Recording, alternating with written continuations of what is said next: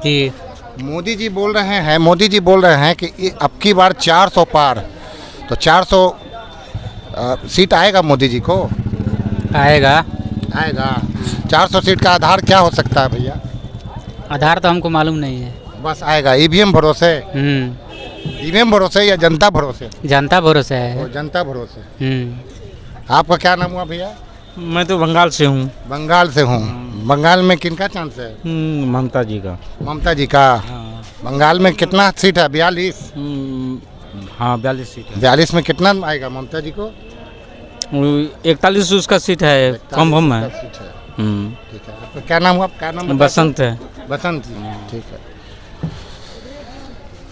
भैया जी, हम आए हैं ओपिनियन लेने। हाँ बिल्कुल। आप कौन जिला के हैं? हम किशनगंज जिला के हैं। किशनगंज जी जिले के। बिल्कुल। आपका नाम क्या हुआ? मिस्टर उत्तम यादव।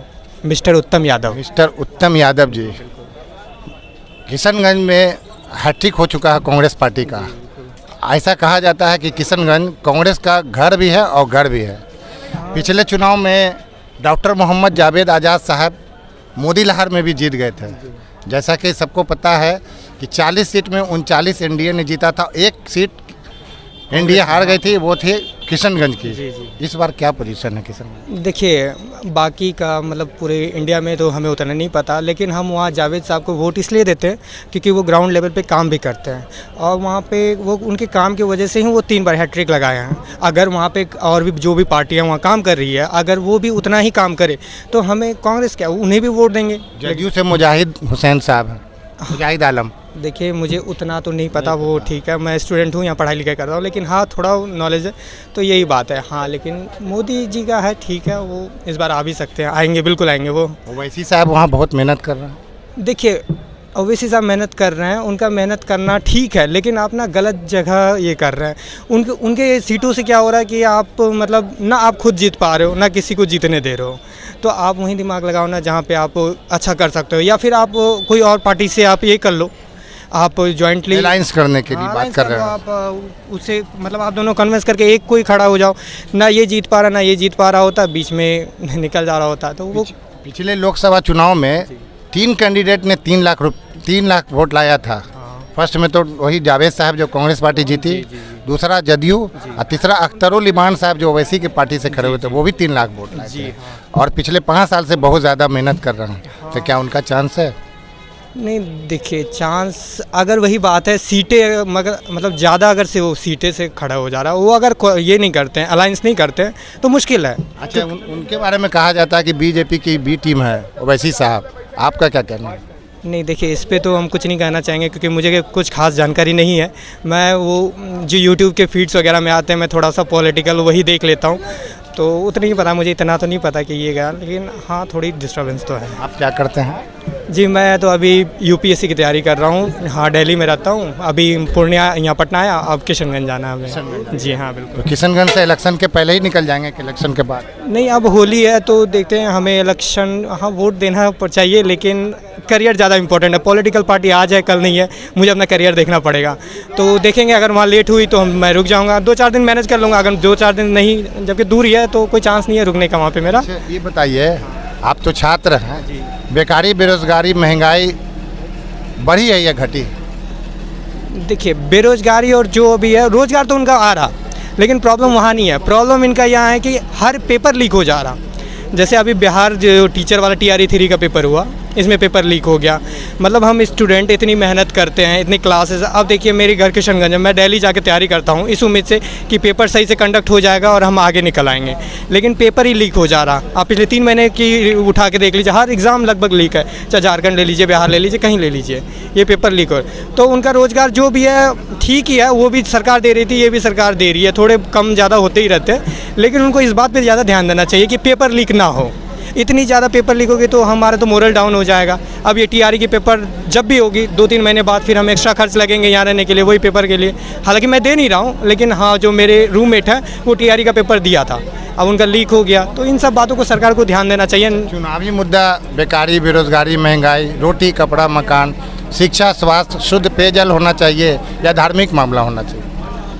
देखिए, धर्म अपनी जगह है, हमारी परंपरा। ऐसी बात नहीं है कि बीजेपी आने के बाद हमारा हिंदुत्व बहुत अच्छा जाग गया। हम पहले भी हिंदू थे, हम आज भी हिंदू हैं, ऐसा नहीं है।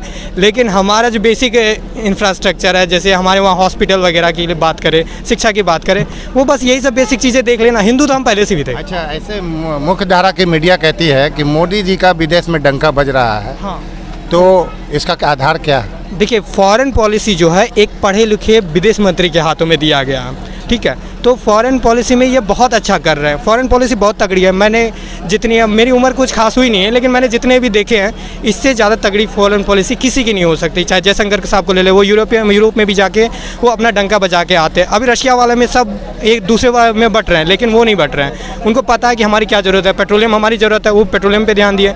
तो उसी तरीके से ठीक है, रोज़गार कम ज़्यादा हो सकता है, लेकिन आप पेपर लीक तो कम से कम रुकवा ही सकते हैं। अच्छा, मोदी जी ने तो बहुत काम किया होगा, लेकिन उसका 3 काम आप बता सकते हैं? 3 काम मोदी जी के देखिए, एक तो सबसे पहली बात है कि 370 वाला जो उन्होंने करा, उससे आपको पटना में रहने रहे छात्रों को या गरीब गुरबा को क्या फ़ायदा है? गरीब गुरबा, अगर बात होती है पहले इंडिया की, तो पहले इंडिया की बात है, ठीक है, इसलिए 370 ठीक है। और उसके बाद दूसरा क्या उनका सबसे अच्छा क्या लगा था हमें, आधार कार्ड। मुझे मतलब वोटर आई कार्ड बनाओ तो मेरी पहचान ठीक है, लेकिन एक 6 महीने के बच्चे की कोई आइडेंटिटी नहीं थी उसके माँ बाप की वजह से। लेकिन कार्ड तो 20 साल पहले आया है वो, लेकिन अलाउ जो हुआ मुझे उतनी याद नहीं, मुझे जहाँ तक याद है कि वो बीजेपी के टाइम पे ही आई थी। बहुत पहले आया है। आई थी। अब वो आधार कार्ड जो है सिटीजनशिप कार्ड नहीं है, वो आइडेंटिटी कार्ड है। वो बस एक फॉर्मल कार्ड है, लेकिन वही है, एक बच्चे को एक नंबर दे दे, यूनिक नंबर दे रही है, तो ये मुझे उसका ठीक लगा। अगर वो नहीं किया फिर भी ये ठीक बात है। और बाकी हाँ है राम मंदिर, फिर उसने कुछ नहीं करा, कुछ नहीं, कोर्ट ने ऑर्डर ही दिया था, उनका कुछ नहीं है। बाकी अच्छा, उनका फॉरेन पॉलिसी पता है बहुत अच्छा है। हाँ, उनका जो है मतलब मानता हूँ मैं, मेरी उम्र बहुत छोटी है, मैं उतना ये भी नहीं रखता, लेकिन उसको ना वित्त मंत्रालय के बारे में एक बार सोचना चाहिए। वित्त मंत्री को थोड़ा सा हम मतलब। आखिरी एक और सवाल आपसे करते हैं, पिछले 10 साल में मोहब्बत बढ़ी है या नफरत? देखिए ये क्षेत्र की बात है। आज जैसे पूरे भारत की बात करते हैं। देखिए पूरे भारत की बात तो मैं नहीं बता सकता, ठीक है। मैं जिस क्षेत्र से रहता हूँ वहाँ गंगा जमुना तहजीब वाली बात है, मुसलमान वहाँ पे बहुसंख्य मुसलमान हैं, हम हिंदू हैं, हमें आज तक कोई प्रॉब्लम नहीं हुई। और हम यही चीज़ देखते हैं, हमको पूरे इंडिया से कोई मतलब नहीं है। हम अपना वोट एमपी को देते हैं, जावेद साहब को देते हैं, हमको अपने एमपी से मतलब है। ये नहीं कि पूरा इंडिया में क्या हो रहा है। हाँ ठीक है, मोदी जी जो करें हमें कोई मतलब नहीं, मेरे इलाका में शांति है, हम खुश हैं, हमको नहीं चाहिए और उससे बस नहीं। ठीक है, हमसे बात करने के लिए धन्यवाद। सर, अभी लोकसभा का चुनाव होने जा रहा है जी। आप इससे पहले वोट दिया है? जी बहुत बार दिए हैं। बहुत बार दिया है। जी, मोदी जी कह रहे हैं कि अब की बार 400 पार, इसका आधार क्या हो सकता है? कुछ कह नहीं सकते हैं, केंद्र वाला में नहीं कुछ कह सकते हैं, नहीं पता है अभी। मोदी जी का विदेश में डंका बज रहा है? बज रहा है। बज रहा है। मोदी जी विश्व गुरु हैं। मोदी जी का 3 काम बताइए। काम तो ऐसा कुछ नहीं देख रहे, काम कुछ नहीं देख रहे मोदी जी। पिछले 10 साल में बेकारी, बेरोजगारी, महंगाई बढ़ी है या घटी है? बहुत ज़्यादा बढ़ गया, बढ़ गई है। बहुत ज़्यादा। मोदी जी से पहले सबटा चीज़ आधा था, उससे डबल हो गया जब से मोदी जी आए, चीज बढ़ गया, डबल हो गया। तो बढ़ गया है तो चुनावी मुद्दा तो रोटी कपड़ा मकान, शिक्षा, स्वास्थ्य, बेकारी, बेरोजगारी, महंगाई, ये होना चाहिए। क्या धार्मिक मुद्दा होना चाहिए? धार्मिक तो सर अपना जगह पर है, ठीक हाँ, है। वो निजी मामला है। जी जी, 400 पार कर जाएंगे इस बार? ना ना, जज 400 नहीं पार करेंगे, मगर टक्कर रहेगा सर, दोनों में टक्कर रहेगा। आप कौन जिला से हैं? दरभंगा जिला से। दरभंगा जिला। बिहार में 40 सीट है। पिछली बार मोदी जी का लहर था और 40 में 39 सीट आया था। इस बार कितना सीट आएगा? हमको लग रहा है इस बार 20 तक ले जाएंगे। 25 तक? 20-25 तक। 20-25 तक। आपका नाम क्या हुआ? विजय यादव। विजय यादव। जी दरभंगा प्रॉपर जी। धन्यवाद। सर, हम लोग सर्वे कर रहे हैं, मोदी जी कह रहे हैं कि अब की बार 400 पार, उनका आधार क्या हो सकता है? देखिए सर, ये तो हर कोई कहता है, जैसे तेजस्वी जी भी कह रहे हैं, तो हर पार्टी का अपना अपना एजेंडा है, सब कोई अपना बात रख सकता है। और जहाँ तक कि मैं आपका स्टेटमेंट सुन रहा था, उससे जो ले रहे थे किशनगंज लोकसभा का, तो वहाँ जो है पिछले 15 साल से कांग्रेस राज कर रही है, लेकिन आज तक क्या किया सीमांचल के लिए कांग्रेस, उसका गिनती दे। ठीक, क्या किया है?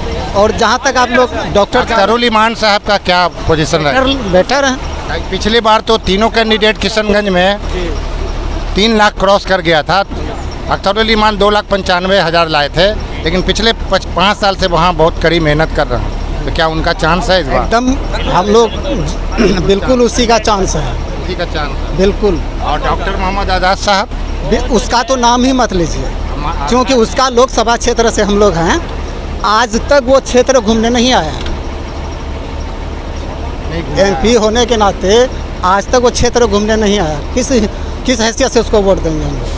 तो किशनगंज की जनता इस बार मन बना ली है अख्तरुल ईमान साहब पे। एकदम श्योर। आप भी किशनगंज से हैं? पूर्णिया जिला किशनगंज लोकसभा से बिलोंग करते हैं जी।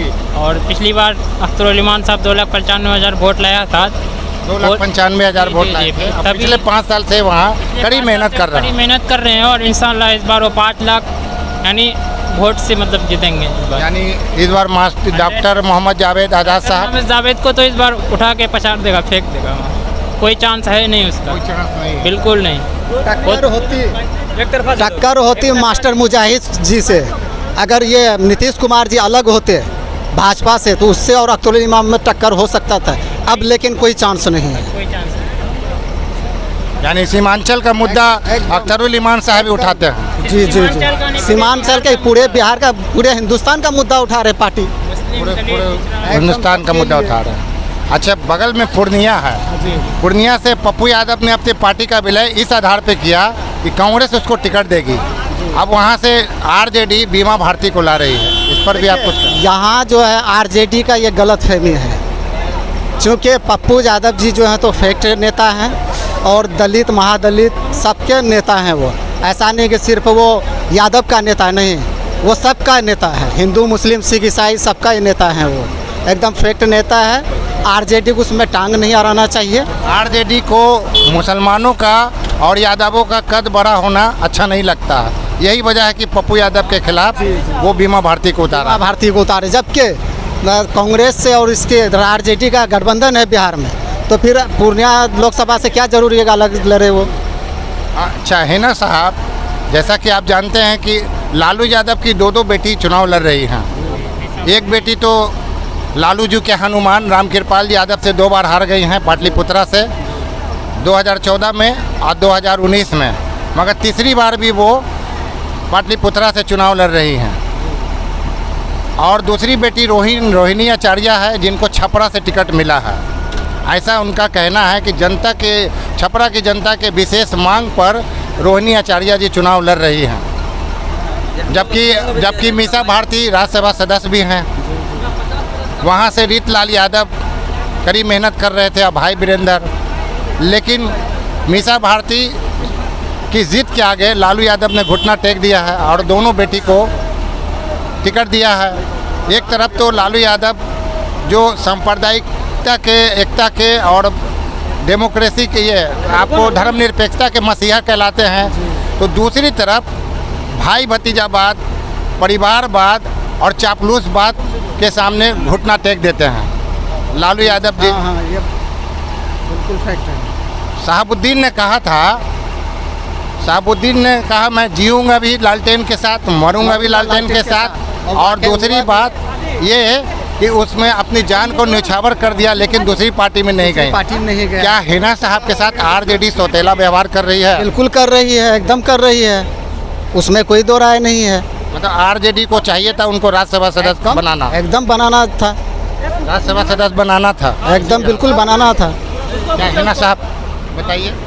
देखिए, अभी जो देश की स्थिति है, सबसे बड़ी प्रॉब्लम है और देश का जो सबसे बड़ी मुद्दा ये है कि डेवलपमेंट होना चाहिए, और सबसे बड़ी मुद्दा है युवा जो बेरोजगार है, और उससे भी बड़ी मुद्दा यह है स्वास्थ्य। लेकिन अभी हम लोगों को जो वोटिंग करना चाहिए, क्योंकि हम लोगों ने MIM को बहुत बार भी देख लिया है, हम लोगों ने लगभग 5 साल MIM को MLA बना के रखा है, लेकिन सिर्फ आवाज़ उठाने से नहीं होगा। आवाज़ उठाने के साथ साथ हमारे यहाँ काम भी होना चाहिए, और हम लोगों ने तादाद की बात नहीं है, अभी हम लोगों को चाहिए कि एक हमें उन MP या MLAs को चुनना चाहिए जहां से सेंट्रल में सरकार हो या बिहार स्टेट में सरकार हो। जिस तरीके से हम लोगों को सेंट्रल में तो मोदी जी की सरकार है। सेंट्रल में मोदी जी सरकार है, लेकिन अगर हम ऑल ओवर बिहार की अगर हम बात करें, अगर बिहार, क्योंकि अभी पिछड़ा, एक सवाल मेरे सुन लीजिए जी अभी एक सेकंड हमको पूरा कंप्लीट करने दीजिए, उसके बाद फिर मैं आपको सुनता हूँ। अभी बिहार सबसे पिछड़ा राज्य क्यों है? 28 स्टेट में से बिहार अभी सबसे पिछड़ा राज्य है। क्यों है? क्योंकि यहाँ पर जो है सभी अलग अलग पार्टीज़ ने अपना अपना छोटा छोटा अपना उम्मीदवार खड़ा कर देता है, लेकिन सरकार जो है एक फुल बहुमत से नहीं बन पाती है, जिसके वजह से इसका एक one of the main reason ये भी है, जिसके वजह से बिहार में काम अच्छे से नहीं हो रही है। अगर हम लोगों को चाहिए महागठबंधन की सरकार बनती है, अगर फुल बहुमत के साथ अगर सेंट्रल में सरकार बनाते हैं, और अगर सेंट्रल में सरकार होती है और यहाँ पर उसका MLA या MPs अगर होता है तो 100% है कि काम होगा। लेकिन MIM की जहाँ तक अगर हम बात करें, भले ही वो 4 या 5 MLAs पिछली बार उन्होंने जीता, लेकिन जनता ने उसको चुना, लेकिन क्या हुआ कि ऐसा लगा था कि सेंट्रल में उसको मतलब जगह मिलेगी सरकार के साथ गठबंधन करने का, लेकिन उसको साथ नहीं मिला। MIM के साथ गठबंधन क्यों नहीं करती है? देखिए क्यों नहीं करते, तो वो सबका अपना अपना विचारधारा है, ये अपना पॉलिटिक्स है, लेकिन करना चाहिए। लेकिन जब नहीं करती है तो जनता पूरी तरीके से ये जागरूक हो चुकी है, और ख़ास तौर से मैं युवा पीढ़ी के लोग ये पूरी तरीके से जागरूक हो गए हैं कि हमें उनको वोट करना चाहिए जो डायरेक्ट मतलब जो रोजगारी को रोज़गार दे, या फिर जो बेरोजगारी को दूर करे।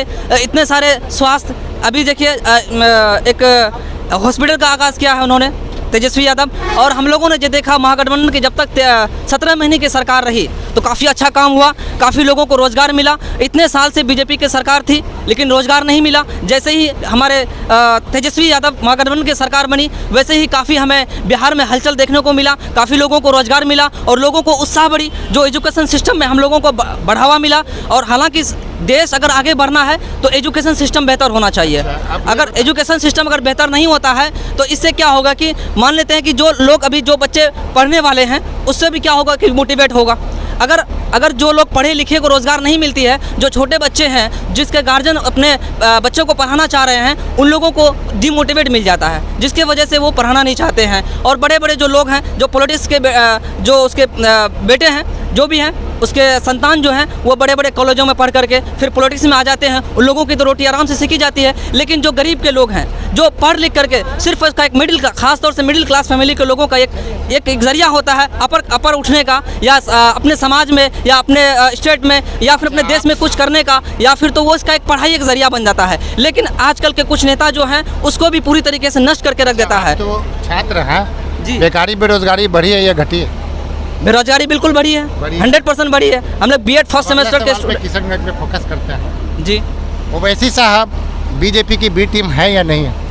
देखिए ओवैसी साहब सब यहाँ पर किसी भी टीम को किसी के साथ जोड़ना ये गलत बात है। सबकी अपनी अपनी पॉलिटिक्स है, अपनी अपनी विचारधारा है, सब कोई चाहता है कि मुझे अपना सीट मिले। नीतीश कुमार ने कहा था कि ओवैसी साहब बीजेपी की टीम है, और ये बोलने के बाद वो खुद मोदी जी की गोद में जाकर के बैठ गए। तो क्या नीतीश जी बीजेपी की सी टीम है? मोदी जी की टीम में बैठ गए नीतीश कुमार। देखिए वही तो आपको समझना होगा ना, वही चीज़ तो आपको समझना, सुनिए एक सेकंड, वही चीज़ तो आपको समझना होगा ना कि यहाँ पर जो है एक तरीके से अपना सत्ता की रोटी सेकने के लिए वो किसी हद तक भी जाने के लिए तैयार है। किसी हद तक भी कोई आप जुमलाबाजी और उसके अब डायरेक्टली उसके हार्ट से अगर आप कनेक्ट करेंगे तो वो नहीं हो पाएगा। मेरी बात को समझिए, क्योंकि ये एक विचारधारा है, जिधर से उसको फ़ायदा होता है वो उधर जाने के लिए तैयार हो जाता है। बस सिंपल सी बात है। मैं गांधी मैदान बस स्टैंड के पास था। होली के मौके पर लोग अपने अपने घर जा रहे हैं। इस दौरान में एक और महापर्व है लोकसभा चुनाव 2024। हमने जनता की प्रतिक्रिया ली। धन्यवाद।